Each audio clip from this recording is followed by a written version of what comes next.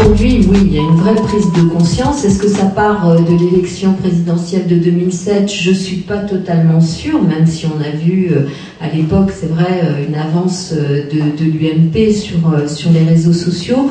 Je crois que au sein du PS, quand on voit notamment des initiatives comme la Coopole, la rénovation complète du site, l'utilisation effectivement des réseaux sociaux comme moyen de communiquer entre nous et moyen de mobilisation sur des idées, sur des événements, c'est clair que là, ça y est, le tournant est pris.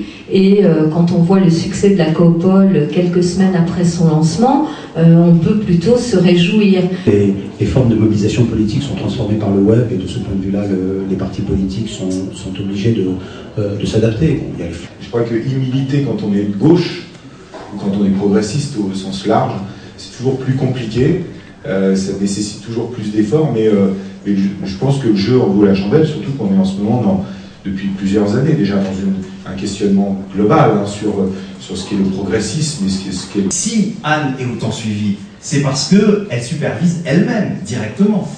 Et ça veut dire que c'est du temps en moins sur sa vie aussi, parce qu'il faut aussi y penser, on a aussi des vies, et qu'aujourd'hui c'est ça la grande difficulté. Alors quand on dit que tous les élus n'y sont pas, moi je dis à la limite, si c'est simplement pour ouvrir un compte Facebook ou un compte Twitter et pour montrer qu'on est là et jamais rien y mettre et en tout cas laisser simplement juste des collaborateurs le faire, ça ne sert à rien.